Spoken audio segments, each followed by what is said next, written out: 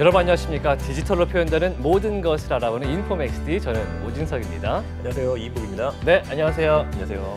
이제 올 한 해도 마무리할 시간이 다가오고 있습니다. 크리스마스가 있고요, 연말 연시가 오는데 이제 많은 기업들이 상당히 집중하는 시기가 되죠. 근데 그렇죠. 특히 올해는 NFT 관련 행사들이 그렇게 많다고요? 맞습니다. 대기업들이 저마다 NFT 관련된 행사들을 하고 있다 보니까 공연과 관련된 NFT도 나오고 혹은 편의점이라든지 쇼핑과 관련된 NFT들도 나오고 있어요. 그런 것들을 보게 되면은 올해 초하고 흐름이 좀 많이 달라 보이는 게, 이제는 우리가 NFT를 소유를 했었을 때 이걸로 무엇을 할 수 있을 것인가, 이거에 대한 정의가 나오기 시작하니까 일반 분들의 관심도 더 많아지는 것 같습니다. 네, 직접 구매하러 다니시기도 하는데 나중에 후기 한번 들어보겠습니다. 산업으로서의 가능성 그리고 NFT, 오늘 인포맥스D에서 점검해 보겠습니다. 바로 넘어가겠습니다.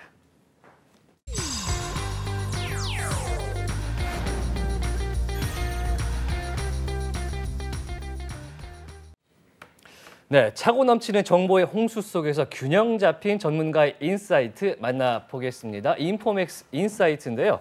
오늘 만나볼 분은요, 헌트의 공동 창업자이신 조영휘 대표 만나보겠습니다. 안녕하세요. 네, 안녕하세요.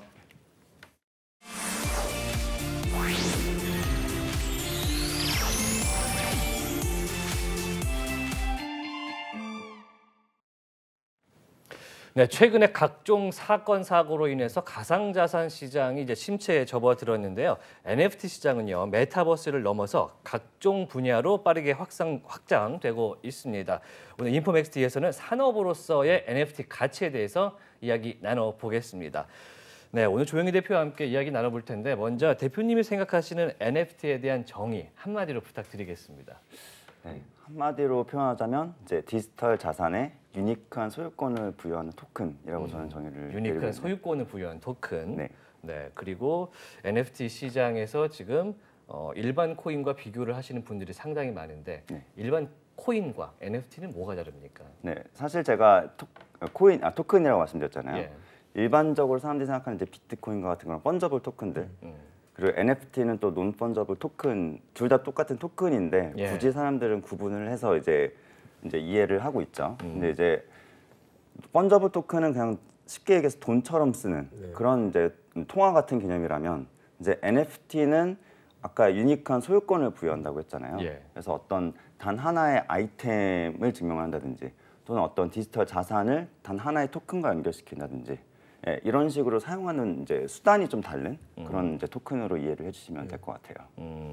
이 소유권이라는 거에 대한 이야기가 상당히 많은데, 예를 들어서 일반적인 코인 같은 경우에는 다른 코인으로 바꾸거나 아니면 원화나 달러로 바꿀 수가 있는데, 이거는 내가 이 토큰이라든지 이 아이템의 주인으로 소유를 한다는 개념이 첨가가 된 거군요. 그렇죠. 네. 근데 말씀하신 것처럼 이걸 가지고 다른 이제 이제 다른 토큰으로 바꾸는 거는 이제 가능은 한 거죠. NFT도요. 왜냐하면 사고 파는 게 어쨌든 그런 활동들이니까요. 다만 이제 펀저블 토큰이라는 거는 그냥 이제 돈처럼 내가 여기서 1,000원을 갖고 있으면은 이제 갖고 있는 1,000원이랑 똑같은 거잖아요. 근데 NFT는 이제 제가 예를 들어서 아이템이 있는데 이제 아이템을 하나 갖고 계시다고 하면은 이 두 개가 서로 다른 아이템인 거죠. 그냥 이 개념이 다른 거라고 보시면 되는 거죠. NFT 시장이 사실 2021년, 2020년 말부터 이제 굉장히 크게 활성화가 됐는데, 초기와 지금의 모양새가 조금 다르다는 생각이 들고 그런 기사도 많이 나옵니다. 어떻게 바뀌어 왔습니까? 아무래도 초기에는 이제 NFT라는 것 자체를 어떻게 보면 좀 새로운 투자의 기회 이렇게 바라보고 이제 들어오시는 이제 프로젝트들도 많이 있었고 이제 투자로 접근하시는 분들이 많이 있다 보니까 이러면 어쨌든 버블이 좀 낄 수밖에 없죠. 그래서 버블이 한창 좀 이제 껴서 2021년 때는 이제 전체 그 트레이딩 볼륨이 무려 10 빌리언 달러를 넘어간 적도 있었어요. 10 빌리언이면 얼마입니까? 저도 정확히 계산이 잘 안 되는데 어마어마한 금액인 거죠.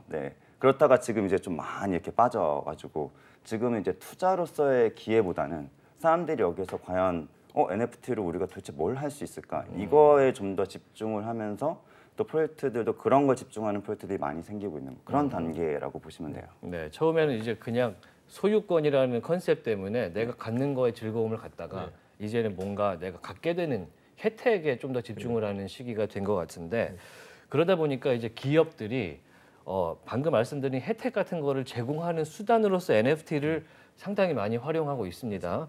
사례가 많은 것 같은데 네. 좀 설명을 부탁드리겠습니다. 마케팅으로서의 기업의 NFT 어떤 얘기들이 있을까요? 말씀하신 것처럼 이제 기업에서는 어떤 이제 이게 새로운 영역이잖아요. 그래서 일단은 이게 새로운 영역을 우리가 활용한다는 측면에서 좀 이제 브랜드 이미지 효과를 노리고 이제 접목하는 사례들이 좀 많이 있는 것 같아요. 예를 들면 이제 현대카드에서는 이제 가장 좀 적극적으로 NFT를 활용하는 기업들 중에 하나거든요. 분야에서는요. 뭐 다이브 앱이라는 이제 거기에 이제 뉴스 앱이 있는데 거기에서 아예 NFT 쪽 섹션이 있어요. 그걸 적극적으로 이제 그 여러 가지 사례를 소개를 하는.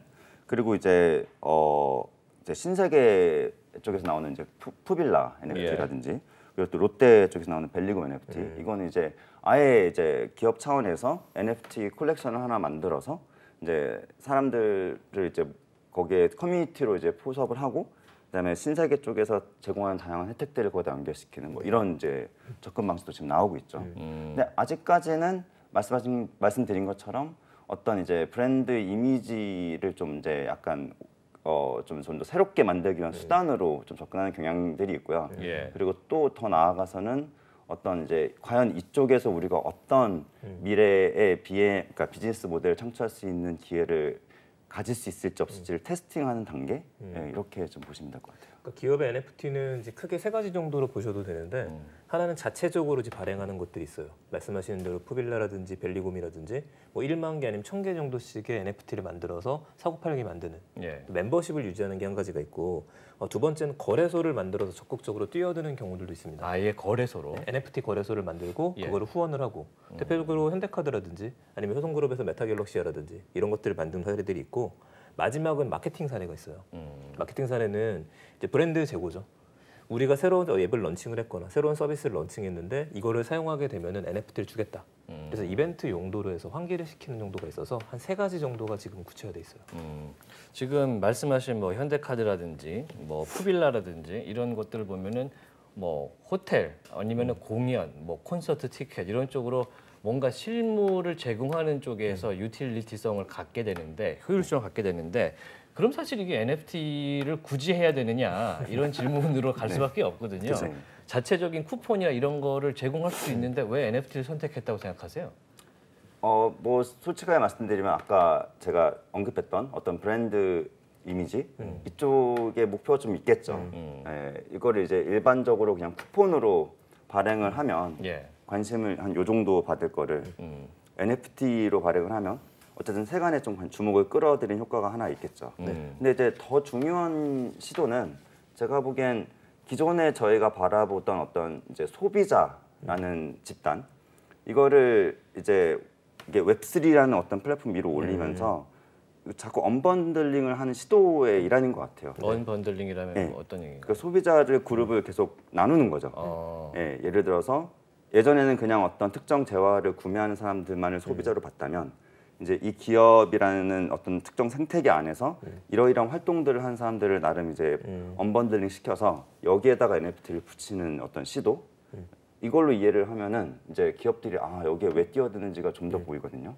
왜냐하면 앞으로 이제 산업이 점점 다변화되면서 소비자라는 집단의 구성도 점점 다변화되고, 그렇죠. 그럼 기업의 비즈니스 모델들 기존에 뭐 예를 들어서 그냥 한 3-4개 정도만 있었다면 이게 나중에는 막 수십 개, 수백 개 이렇게 다변화되는 시대로 이제 갈 때 그때 이제 NFT 쪽을 차용을 하면 좀 더 효과적인 이제 비즈니스 모델을 만들 수 있는 이런 시도라고 저는 이해를 하고 있어요.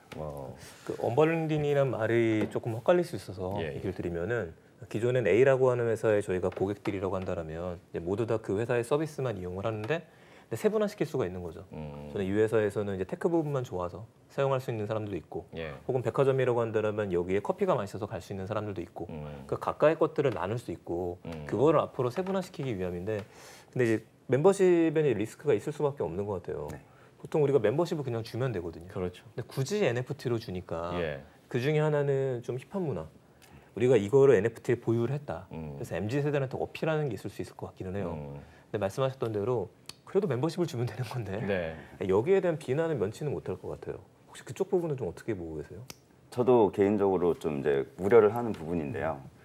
어쨌든 기업에서 혜택을 연결시키잖아요. 예. 예. 멤버십 혜택이라는 건 사실 기업에서 예를 들어서 이 혜택을 나중에 중단을 하거나 변경을 하게 될 경우에, 근데 NFT라는 건 어쨌든 자산이거든요. 네. 이게 자산이랑 연결돼 있다 보니까 그러면 이 혜택이 중단돼 버리면 그럼 그 자산의 가치는 당연히 떨어질 수밖에 없는 거죠. 네. 예. 그래서 이게 어떻게 보면 진짜 좀 조심해서 접근해야 되는 문제이긴 해요. 기업에서요. 예, 왜냐하면 기업에서 예를 들어서 그렇게 NFT에다가 이러이러한 혜택들을 연결시켰다가 나중에 이거를 변경할 경우에 이 사람들은 이제 이걸 보고 이 자산을 구매한 사람들은 당연히 문제가 생길 수밖에 없는 거죠. 그래서 NFT 쪽에서도 사실 제일 많이 이제 해외 쪽에서 시도되는 부분이 굳이 이렇게 기업의 특정 활동에 연결시키는 이제 혜택 위주의 NFT보다는 그 NFT를 통해서 어떤 기업에 연결된 어떤 하나의 커뮤니티를 조성을 하고요. 예. 그 커뮤니티가 자발적으로 좀 돌아가는 그런 모델을 더 선호하는 거거든요. 예를 들면 이제 나이키에서는 이제 클론엑스라는 이제 이건 또 NFT 프로젝트예요. 그 클론엑스랑 연결시켜가지고 클론엑스 커뮤니티를 타겟한 이제 특정 나이키가 접목된 NFT를 아예 만들어버린 거죠.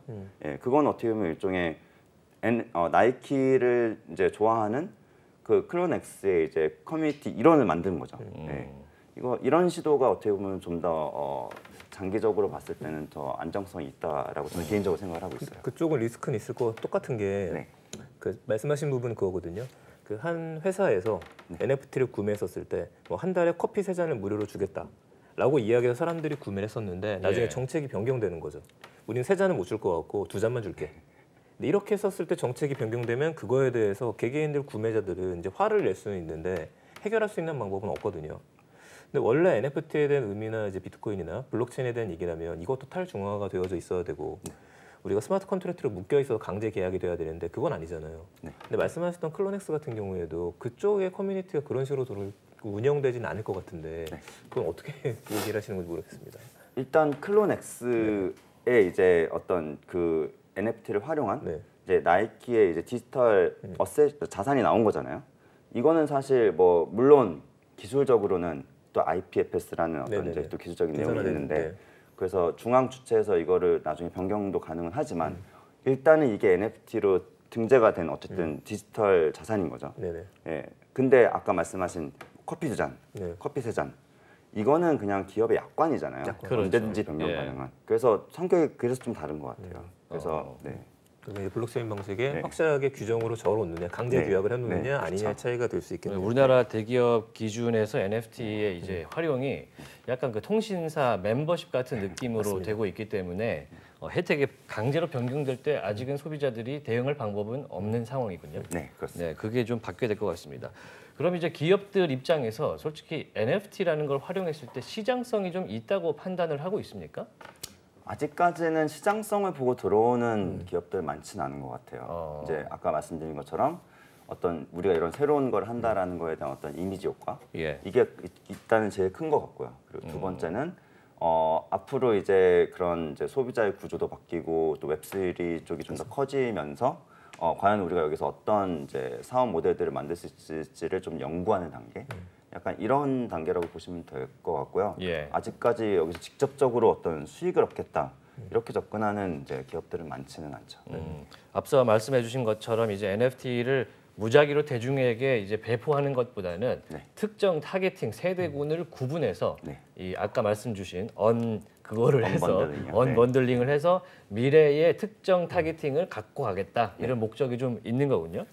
그러다 보니까 이제 말씀해 주신 것처럼 커뮤니티를 구성하는 일이 상당히 중요한 걸로 NFT 시장에서는 여겨지는 것 같아요. 왜 그렇습니까?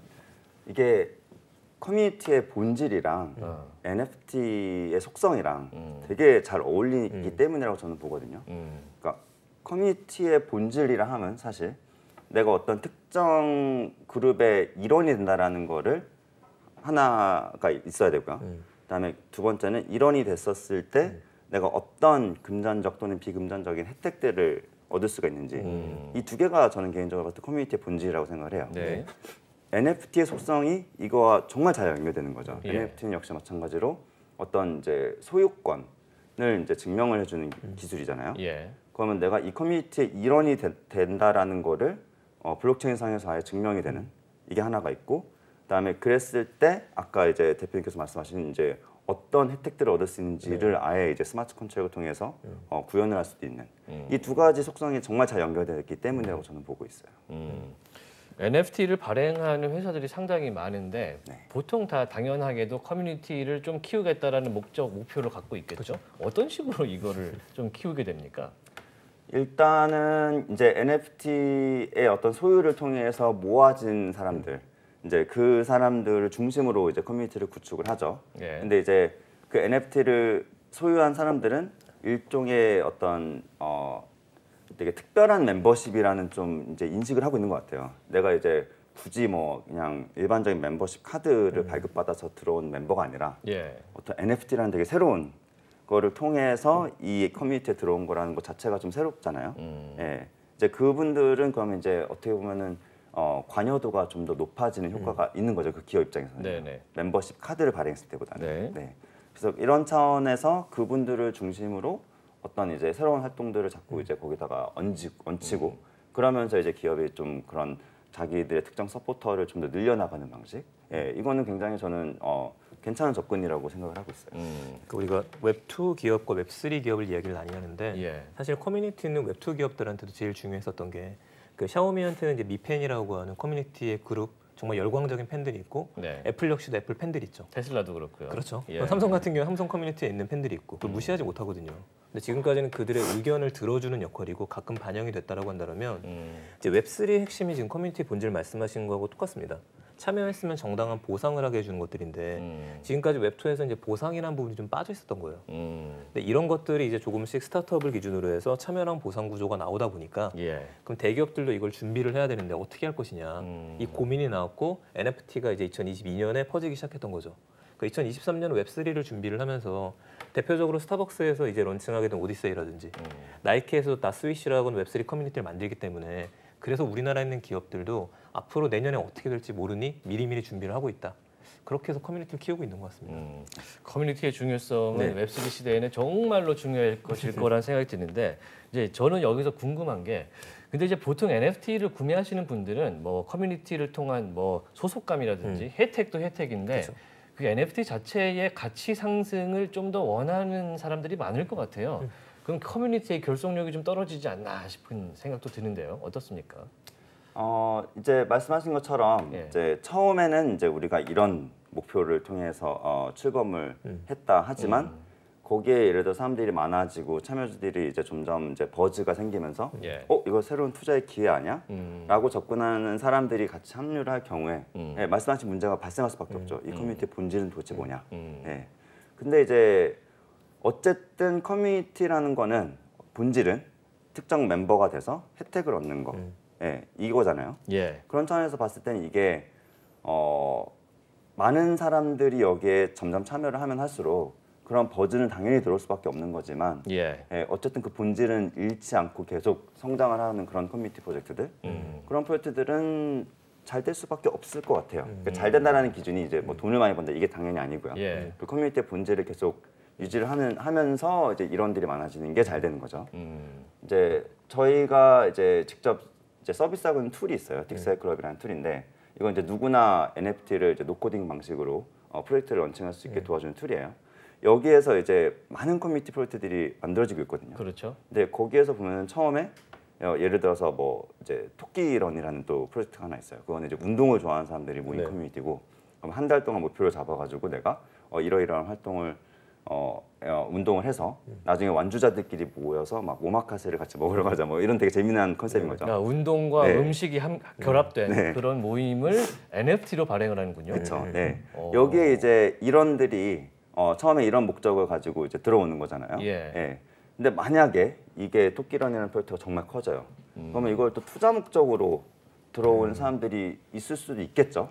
하지만 여기 커뮤니티의 본질은 내가 어쨌든 민팅할 때 낸 그 돈, 그거는 나중에 완주한 사람들끼리 오마카세를 먹는데 다 쓰여지는 거예요. 그러면 사실 투자 목적으로 이걸 들어가기에는 조금 이제 애로사항이 있겠죠. 왜냐하면 나는 내가 투자만 하고 만약에 운동을 안 해요. 그럼 이 혜택을 못 얻는 거잖아요. 그래서 아까 말씀드린 그 두 가지 본질, 커뮤니티의 본질, 멤버가 된다, 그리고 혜택을 얻는다. 이 두 개가 같이 있는 게 굉장히 중요한 그런 시장인 것 같아요. 그 사실 뭐 가치 상승이 되면 좋겠지만 그게 먼저가 돼버리면 사실 모든 것들이 좀 문제가 많이 생기는데 그렇죠. 이제는 말씀하신 것처럼 커뮤니티 그 스스로가 목적성을 띠고 그걸 통해서 나누는 NFT도 많이 생기고 있고 그런 상황이군요. 그런데 이제 NFT 프로젝트들을 가만히 보면은 뭐 의도라든지 끝이 좋은 것도 분명히 그렇죠. 있지만 러그풀이라든지 사기성 행각이 드러나는 그런 경우도 상당히 많습니다. 투자자들, 소비자분들 입장에서는 어떤 걸 좀 주의를 해야 될까요? 이제 그 NFT들 중에서 사실 이제 이 NFT를 사는 이유가 이 기업 특정 이제 중앙 주체가 이러이러한 로드맵을 가지고 이 NFT 프로젝트를 운영을 할 거예요. 그래서 우리는 이제 뭐 민팅을 합니다. 뭐 이런 식의 프로젝트들이 있죠. 사실 이런 프로젝트들은 좀 주의해서 봐야 되는 게 NFT의 어쨌든 그런 이제 기본적인 본질이 이건 지금 로드맵인 거잖아요. 그 특정 중앙 주체. 그러면 이 로드맵이 바뀌거나 또는 이 로드맵대로 운영을 안 하거나 계획대로 안 하거나 그랬을 경우엔 문제가 생길 수밖에 없죠. 그렇죠. 그리고 사실 그런 거는 또 증권성 이슈가 있을 수도 있죠. 이런 프로젝트들은 어쨌든 이제 러그풀의 이제 이슈가 항상 따라다닐 수밖에 없는 것 같아요. 그래서 내가 어떤 NFT를 만약에 내가 투자로 접근한다고 했을 때는 이제 이런 걸 잘 봐야죠. 이게 그 탈중앙적인 어떤 요소들이 어느 정도 들어가 있는지. 그래서 중앙 주체가 없더라도 이게 그런 아까 말씀드린 커뮤니티를 통해서 계속 확장될 수 있는 그런 이제 모델인 건지 이런 것들을 좀 잘 볼 필요가 있을 것 같습니다. 근데 러그풀이 두 가지 의미를 좀 봐야 되는 게 하나는 말씀하신 것처럼 어떤 회사에서 우리가 이 NFT를 발행하는 이유는 이런 것들이 있고 1년치는 이렇게 하고 2년치 이렇게 할 거라면 탁탁탁 진행이 되다가 자금이 고갈이 되거나 이 프로젝트를 못 하겠습니다 하고 선언하는 경우가 있어요. 근데 이거는 시대 환경이 변하고 환경이 변하니까 어쩔 수 없다라고 하는데 러그풀에서 가장 큰 문제는 예를 들어 A하고 B라고 하는 유명한 개발자들이 만든 프로젝트가 있어서 이걸 믿고 들어갔는데 쭉 진행을 하다가 둘이 빠진 거죠. 둘이 빠지고서 나머지 사람들이 유지를 하게 되는데 이렇게 탄력을 못 받게 되는 겁니다. 근데 A랑 B와 한 사람이 또 다른 걸 또 만들어요, 프로젝트를. 그럼 여기 돈을 투자했던 사람들 저 사람들을 또 믿고 저기에 들어가게 되거든요. 이게 가장 큰 문제점이라서 지금 현실적으로 러그풀이 일어난다고 했었을 때 투자자들이 보호를 받을 수 있는 방법은 거의 전무하다고 봐도 되지 않나요? 이거? 그렇죠. 이게 투자자들이 보호를 받으려면 사실 이게 증권이어야지 증권법에 적용을 받잖아요. 그렇죠. 근데 그게 아니고 막 이게 상품이라고 하면 사실 투자로서 이제 보호를 받을 수 있는 길은 없는 거죠. 그래서 아까도 말씀드렸듯이 러그풀이 발생하는 가장 근본적인 원인은 이 하나의 프로젝트가 중앙 주체, 단일 주체의 활동에 거의 좌지우지되는 이렇기 때문에 사실 러그풀이 발생하는 거거든요. 왜냐하면 그 단일 주체가 활동을 중단해버리면 가치가 사라지는 거죠. 그래서 이 요소를 좀 볼 필요가 있는 것 같아요. 예를 들면 해외 프로젝트 좀 유명한 이제 프로젝트가 퍼지 펭귄이라는 프로젝트가 있어요.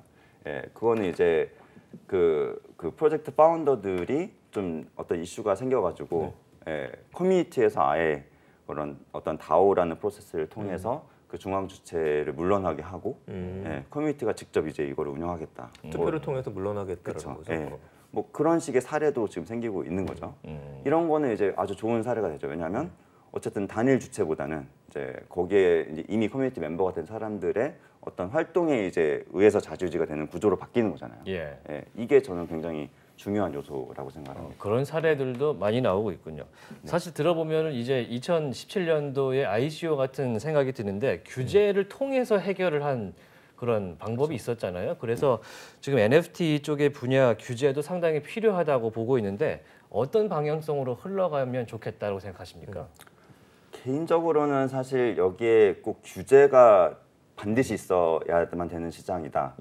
라는 거는 좀 저는 조금 부정적으로 보고 있어요. 왜냐하면 애초에 이 블록체인이 생기게 된 개념도 그런 규제에서 발생하는 어떤 중앙 주체의 규제에 의해서만 돌아가는 시스템의 어떤 문제 이걸 해결하기 위해서 사실 나온 거거든요. NFT도 똑같습니다. NFT도 어쨌든 블록체인 위에 올라가는 토큰이고요.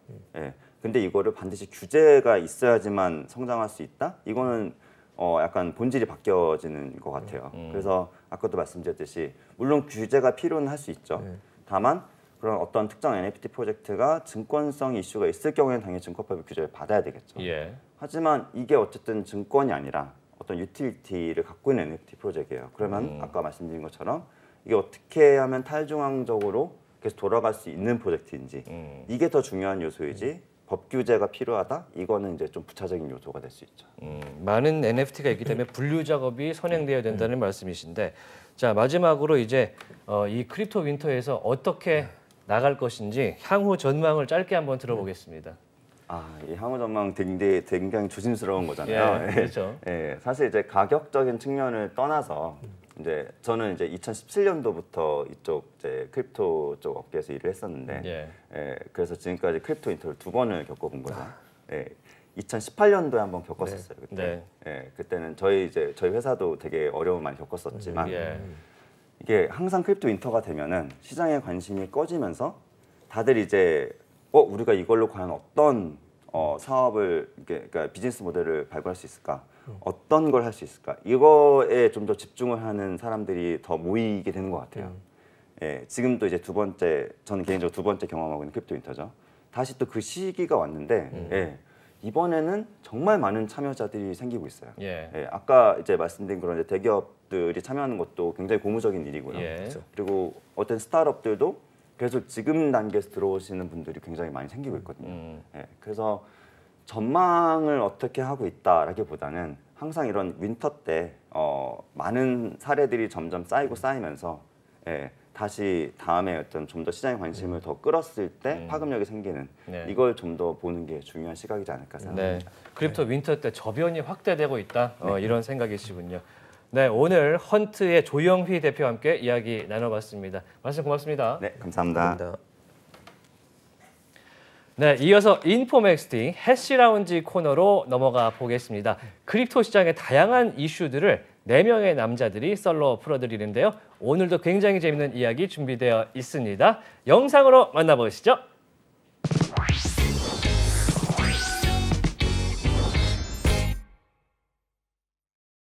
그쪽 업계 사람들의 아주 편안한 수다 해시라운지가 다시 돌아왔습니다. 예! 다들 잘 지내셨죠? 네, 한 분 한 분 소개해드리겠습니다. 정말 선한 눈빛 뒤에 숨어있는 광기 정효준 PM님, 네 안녕하세요. 예, 안녕하세요. 만나서 반갑습니다. 네, 오랜만이에요. 네, 오랜만이에요. 네.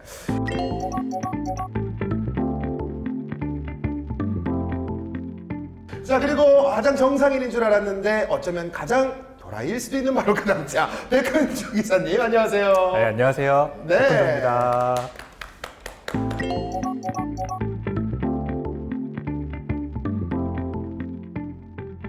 약간은 염세적이고 약간은 시크한 눈빛, 그러나 가장 말 많은 그 남자입니다. 동환님 안녕하세요. 네, 김동환입니다.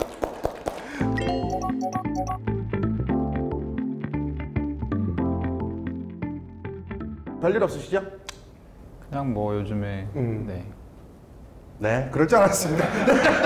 뭐 물어보면 항상 그냥 뭐 약간 이렇게 되게 대답하시더라고요. 염세적이시니까. 네, 그렇죠. 근데 또 막상 본격적인 이야기 들어가면 가장 말이 많으시잖아요. 그러다가 녹화 끝날 때 보면은 항상 이렇게 90도 돌아 계시잖아요. 네, 이렇게 시작했는데 끝나면 이렇게 끝나잖아요. 방송에 진심인 남자. 그럼요. 네, 아주 재밌는 캐릭터예요. 네, 지금 뭐 이제 한 주 한 주 계속해서 저희 영상들이 이렇게 쌓이고 있는데 뭐 생각보다 반응들이 좋습니다. 네, 뭐 주위에서는 뭐 어때요? 저희 집은 저희 어머니가 제일 애청자신 것 같고.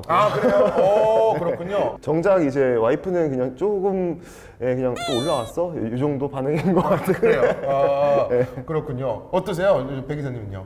저는 크립토 업계에 아는 사람 소개했던 그 화 그게 유튜브에 올라가고 나서 되게 주변에 공유를 많이 했어요. 그래요? 네, 업계 사람들이 보니까 되게 재밌어 하더라고요. 그래서 되게 자랑스럽게 공유하고 있는 중이에요. 네. 특이하다는 평은 좀 많이 들었어요.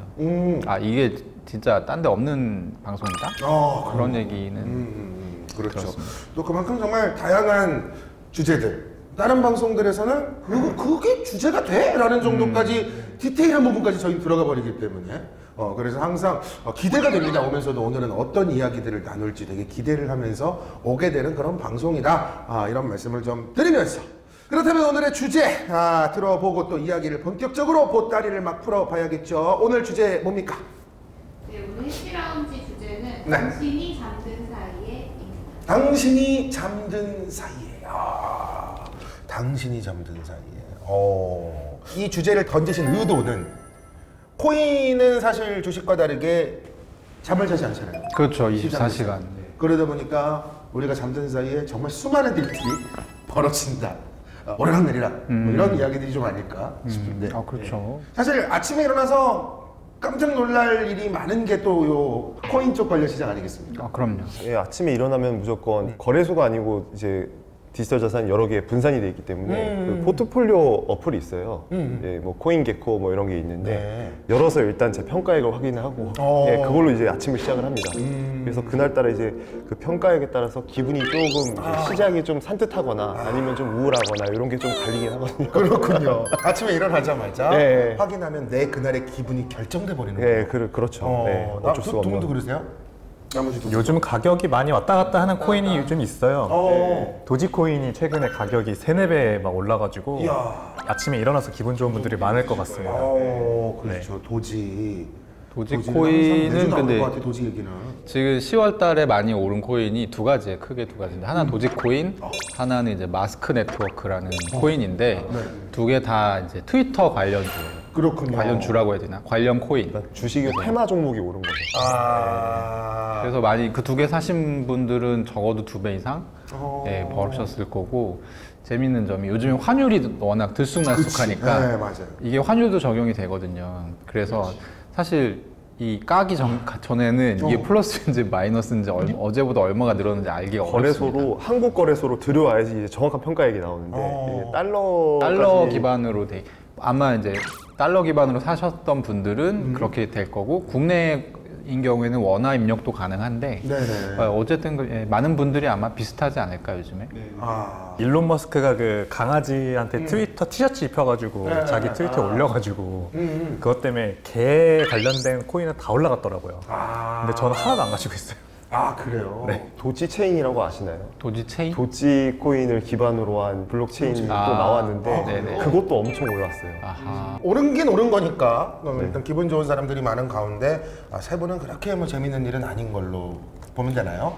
그렇죠. 뭐 사실 이제 도지코인을 좋아하시는 분들은 아주 오래 투자를 하셨던 분들 중에는 거의 없고, 약간 그냥 진짜 말 그대로 뜨내기 투자성 그냥 쓱 이런 거. 아니, 그렇다기보다는 코인이 엄청 많잖아요. 그러니까 오래 아신 분들은 그거 말고도 투자하고 싶은 코인이 많은 거예요. 그러니까 도지코인 상대적으로 시선을 안 주는 거지.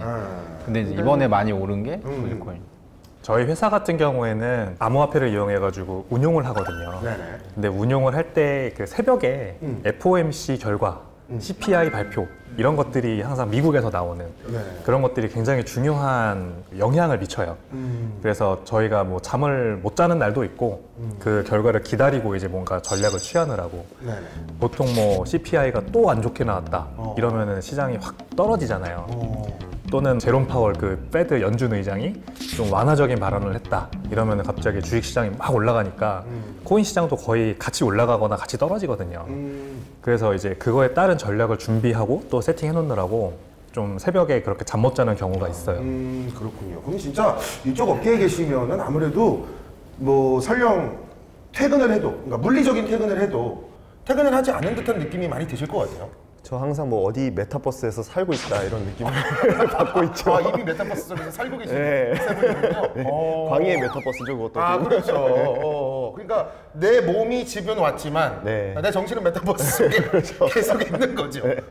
그럴 수 있잖아요. 어때요? 공감하세요, 동관님? 그래서 인위적으로 스위치를 좀 끄는 훈련을 할 필요가 있어요. 일부러? 자야 되잖아요, 사람이. 그렇지. 8시간까지는 뭐 많이 못 자도 그래도 뭐 5시간 정도는 자야지 다음 날 생활이 가능하잖아요. 근데 요즘에는 매크로 미국 쪽에서 나오는 소식이 워낙 중요하게 작용하기 때문에 실제로 많이 보고요. 저도 뭐 FOMC 같은 날은 거의 5시까지는 5시에 자죠, 보통. 아이고, 고생이 많으시네 진짜. 백 이사님도요? 네, 이제 저도 그렇고 저희 회사 사람들도 그런데 이제 저는 그래도 담당하고 있는 영역이 이렇게 트레이딩 쪽은 아니라서 좀 일찍 자는 편이에요, 그것보다. 다만 세 분 중에서 그래도 팔자가 좋으시네요. 팔자가 좋으시네. 그런 면에서는 그래도 한 5시간은 잔다. 그렇게 뭐 퇴근 못하고 뭐 물리적인 퇴근을 했지만 정신적으로 잠 못 자고 뭐 이렇게 하다가 자기 전에 좀 이렇게 떨린다. 아, 과연 내가 자고 일어나면 이게 어떻게 바뀌어 있을까? 뭐 하면서 잠든 적 많이 있으세요? 요즘은 거의 없고요. 네네. 이제 한동안 코인장이 막 변동성이 커질 때는 잠들기가 조금 이제 설레고 아니면 무섭고 좀 그럴 때가 있죠. 예. 꿈자리도 막 이상하겠다. 네, 그래서 뭐에 쫓기고 그런 거 있잖아요. 그 코인 하시는 분들은 내가 무슨 꿈을 꿨는데 내 코인이 올랐다. 그래서 그 꿈을 공유를 하고 막 그런 거 네, 이 꿈을 꿨더니 이게 올랐다. 여러분들 참고하시라고. 아, 그래요? 저 최근에 신기한 꿈 하나 꿨는데 오, 그래요? 뭐예요? 최근이 아니라 어젯밤입니다. 야, 따끈따끈하다. 어젯밤에 제가 일론 머스크 관련된 영상을 하나 다른 유튜브 채널에서 찍고 잤는데 네. 꿈을 꾼 거예요. 멱살 잡는 꿈을 꾸셨나요? 멱살 잡는 꿈 비슷하게 꿨어요. 그러니까 이게 저는 호재가 될 것 같다고 생각을 하긴 했었거든요. 이 트위터 인수나 뭐 이런 것들이. 근데 도지코인 가격이 많이 올랐다고 제가 말씀드렸잖아요. 한 3-4배 올랐습니다. 최근 며칠 동안. 근데 이제 그 전에 제가 해당 방송을 찍고 네, 일론 머스크가 트위터를 인수하면 이런 일이 있을 거다. 나는 이제 얘기를 그 방송에서 하고 잤어요. 딱 아침에 일어나니까 꿈 내용이 다 기억이 나는 거예요.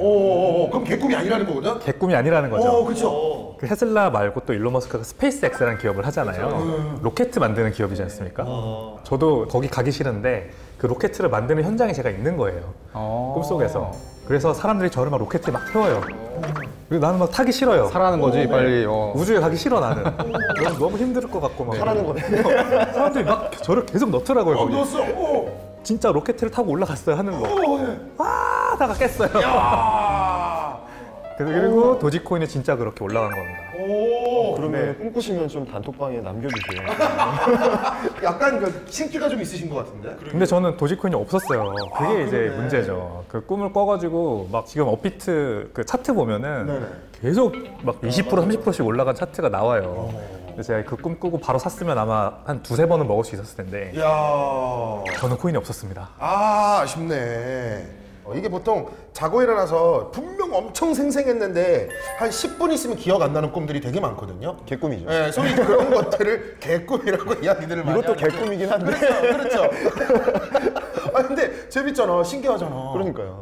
그리고 올라갔대잖아요. 그리고 꿈은 보통 이렇게 쫓기는 다급한 일정으로 잠자는 사람한테는 꿈이 안 나와요. 그냥 이렇게 푹 쓰러졌다가 일어나잖아요. 근데 이제 보면은 요즘에 특히 이게 장이 되게 좀 평탄한 모습, 많이 떨어졌지만 지금 계속 이제 횡보하고 있거든요. 횡보할 때 사람들이 많이 하는 투자가 선물 투자를 많이 합니다. 돈을 벌어야 되니까 가격이 안 움직이니까 요 조그만한 걸 이제 엄청 움직이는 거에 배팅 상방하방 배팅을 크게 하는 레버리지로 그런 투자를 많이 하는데 이건 제 경험인데 만약에 이제 포지션을 제가 잡잖아요. 잘못 잡았어. 그리고 그날 잠을 못 자요. 쇼 잡았냐 롱 잡았냐. 제가 이제 떨어지는 쪽으로 베팅을 했는데 갑자기 막 비트코인이 이렇게 올라간다. 그럼 이제 손절을 해야 되잖아요. 그렇죠. 근데 손절 타이밍이 있어요. 근데 이 타이밍을 못 잡았을 때 지나치는 경우가 있어요. 그럼 막 이미 막 30% 40% 마이너스 되고 손절을 못 하니까 하는 사이에 그냥 이제 이런 상태가 되는 거지. 졸업했다 그러거든요. 근데 왜 잠을 못 자냐면 내가 잠깐 잠들면 이게 이제 청산이 될 수가 있어. 빵원이 될 수가 있어요. 전체 100%가 다 사라지는 경우가 생겨. 그래서 실제로 이 경험담 같은 걸 보면 침대 옆으로 누워가지고 핸드폰을 붙잡고 이러고 있는데 잠깐 잠이 든 거야, 이 사람이. 갑자기 청산됐을 때 나타나는 애니메이션이 있거든요. 내 돈이 이제 사라지는 애니메이션. 그런 게 이제 잠깐 눈을 떴다 봤더니 계좌에 잔고가 없어졌다. 이런 경우가 있거든요. 머리 옆으로 이렇게 그러면은 뭐 다음날 아침에 일어나서 뭐 포트폴리오를 보고 기분이 이런 상황이 아니고 왜 내가 그 포지션을 그때 잡았을까 이런 후회가 이제 엄청 들면서 사실 근데 지금 투자하시는 분들은 다 비슷한 선물 거래 많이 하시는 선물 거래 많이 지금 하시는 동환님 같이 선물 거래하는 분들이 정말 많은 게 얼마 전에 나온 한국경제 기사예요. 그 국내 거래소와 해외 거래소 간 암호화폐 전송액 그게 위안화를 넘어섰다라는 기사가 났어요. 그러니까 국내 역외 그 위안화 거래가 한 30조 원인가 연간 그렇게 나오는데 암호화폐가 이제 해외로 나가고 들어왔던 암호화폐가 60조가 넘었대요. 그러니까 거기 기사에서 분석하기로는 장이 횡보하니까 국내 투자자들이 전부 다 선물 옵션 거래를 해외 거래소에서 하려고 이렇게 암호화폐를 많이 보내고 받기를 했다는 거죠. 그러니까 거의 대부분이 지금 선물 옵션 거래로 뭔가 지금 너무 지지부진한 이 장에 어떤 돌파구를 좀 찾고 있는 그런 상황이다라고 보여요. 근데 뭐 정말 위험하다 뭐 이런 얘기를 저도 선물 거래는 안 하는 게 정말 많이 들어서 그 문제가 진짜 문제 뭐냐면 많이 안 해보시는 경우가 많아요. 전문가라는 분들도 사실 이제 트레이딩 많이 안 하시는 경우가 많고 특히 선물 거래 안 하시는 분들 많아서 그 문제가 뭐냐면 사람들이 이걸 좀 배우고 해야 되는데 배울 데가 없어요. 배울 데가 없이 그냥 인터넷 검색해가지고 아름아름 이렇게 전송해서 이렇게 하면 된대. 그리고 이제 뭐 카카오톡이나 이런 데 이제 리딩방 뭐 이런 쪽에서 아주 딱 트레이딩, 그러니까 매수 매도에 필요한 정보만 알려줍니다. 네. 선물 거래의 위험한 점 뭐냐면 사람들이 이 레버리지라고 하는데 배수 투자를 할 때 이게 어떤 의미인지를 이해를 못 하거든요. 픽을 주잖아요. 지금 여기서 롱을 치시면 됩니다. 뭐 그냥 하는 거예요. 따라서. 가령 이제 어떤 식이냐면 내가 이제 자본금이 10만 원 있어요. 10만 원 있는데 바이낸스 같은 거래소에서는 최대 125배까지 할 수가 있거든요. 이 125배라는 건 무슨 의미냐면 내가 오르는 쪽으로 베팅했는데 비트코인 가격이 떨어져요. 그러면 대략 한 0.8% 정도 떨어지면 내 돈이 없어져요. 근데 0.8% 정도의 등락은 되게 자주 일어나거든요. 그렇죠. 그러니까 도박인 거예요. 약간. 그렇지. 이게 말은 금융인데 사실 이제 본질적으로 들어가면 사람들이 느끼기에는 이거 잘만 맞추면 약간 이런 생각이 드니까 사람들이 감각이 없으니까 자기가 직장인이다. 그럼 뭐 한 50만 원. 50만 원 없어졌어. 근데 50만 원 없어졌네? 50만 원 또 넣어. 저는 이 분야에 대해서는 교육 프로그램을 좀 짜고 싶은 생각도 사실 들어요. 좋은데요? 네, 왜냐하면 이게 생활이 안 돼요. 생활이 안 되고 포지션 한번 잘못 잡으면 24시간을 붙들고 있는 경우도 있어요. 그러니까. 네, 그래서 진짜 말 그대로 페인될 수도 있는 거거든요. 그렇죠. 제 주변에도 정말 좀 누구나 알만한 기업에 다니는 사람이 있는데 그래요? 그 선물 거래로 정말 직장에서 벌 수 없는 그런 큰 돈을 만진 거예요. 근데 그래서 그걸로 이제 주변 사람들한테 막 자랑을 하고 다녔는데 이게 선물의 끝은 항상 크게 읽는다라는 게 약간 정설 같은 게 있어요. 근데 계속 그 방향성을 다 맞추겠어요. 참참참을 계속 10번을 맞춘다고 생각하시면 그렇지. 되는데 그거 안 되지. 그러다 보니까 결국에는 망한 거죠. 그렇죠. 망했는데 참참참은 이게 가만히 있는 것도 있잖아요. 그렇죠. 여기 아니면 여기 가만히 있을 수도 있잖아. 근데 여기 이거 아니면 이거잖아. 여기 이거 아니면 이거잖아요. 참참참은 이것도 있거든. 조금 다른데 어쨌든. 그래서 계속 이제 하다가 안 되니까 모아놓은 거 다 날리고 이제 대출까지 손을 대서 결국에는 이제 끝이 좋지 않았다. 주변이 다 그런 것 같아. 선물은. 선물 옵션은 기본적으로 제로섬 게임이에요. 그렇죠. 누군가는 다 이뤄야 되니까. 이제 현물 투자, 주식 투자나 코인 투자를 현물 기준으로 투자를 하면 장기 투자를 하면 할수록 제로섬 게임이 아니라 그냥 시장의 성장과 함께 가는 거거든요.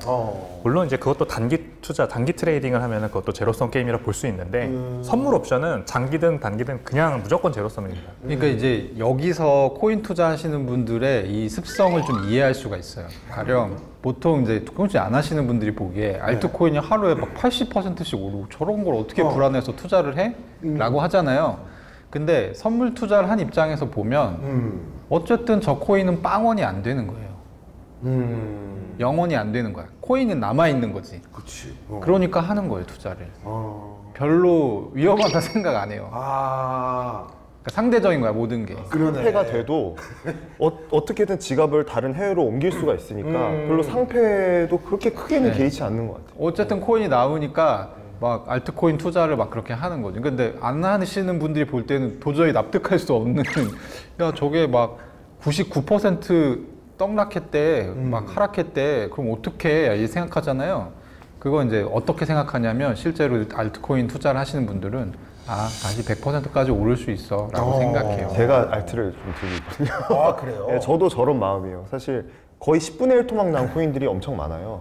근데 이제 알트를 계속 사모으시는 분들 같은 경우는 그 프로젝트에 대한 믿음이 있거든요. 그러면은 일을 제대로 하고 있는지만 봐요. 그래서 얘네들이 파트너십 어디 맺었네? 그러면 일단은 오케이 계속 가는 거야. 그러면 다시 불장이 오면 다시 뭐 10배 오르는 건 일도 아니니까 그러니까 그럼 저점에서 다시 모으자 이런 마음으로 투자를 하신 분들이 굉장히 많죠. 제가 요즘 PT를 하고 있는데 되게 신선한 얘기를 해줘가지고 요즘 깜짝 놀란 게 있어요. 저는 코인 투자가 어렵다고 생각했거든요, 항상. 왜냐하면 잘 모르는 사람이 보면은 이거 도대체 어떻게 하는 거야? 어렵죠. 근데 그분은 오히려 코인 투자가 쉬워서 한다는 거예요. 뭐에 비해서? 주식 투자에 비해서. 왜냐면 주식은 일단 개장 시간 있고 막 장 마감 시간 있고 주말에 안 되고 막 이런 이제 변수들이 하나씩 있으니까 복잡하다는 거야, 생각하기. 근데 코인은 그냥 주말에 친구 만나서 술 먹다가 야 이거 한번 해봐 하고 그냥 바로 할 수 있으니까. 그리고 뭐 비트코인이 있고 알트코인이 있어 이렇게 설명하고 좀 사봐 이러면은 그냥 뭐 은행으로 돈 넣고 바로 살 수 있거든요. 주말이든 밤이든 낮이든. 그러니까 오히려 접근성이 되게 좋고 그 다음에 한 10% 20% 오르는 거 기대하는 것보다 한 하루 이틀 안에 2배 오를 수 있는 그 가능성 그거에 이제 엄청 매력을 느끼는 거죠. 알트코인 하나 잘 사면 2배 3배 가는 거는 뭐 요즘도 나오는 일이라서 그런 거 한번 이제 얘기해보는 거죠, 친구들이랑. 그러면 그래? 나도 한번 해볼게. 이렇게 된다는 거예요. 그래요. 진짜 주변에서 이제 코인 잘 모르는 지인분들 만나서 얘기 들어보면 주식 얘기하는 것보다 코인 얘기하는 빈도수가 되게 급증했어요. 최근 한 1년 사이에. 맞아요. 왜냐면 이게 다 평등한 거야. 이게 주식은 어려우니까 기업도 분석해야 돼, 뭐 해야 돼. 그러니까 일반 사람들이 돈을 크게 벌기 어렵다라고 오히려 생각을 하는 것 같고 코인은 그거에 비해서 다 모르니까 시작점이 동일하다.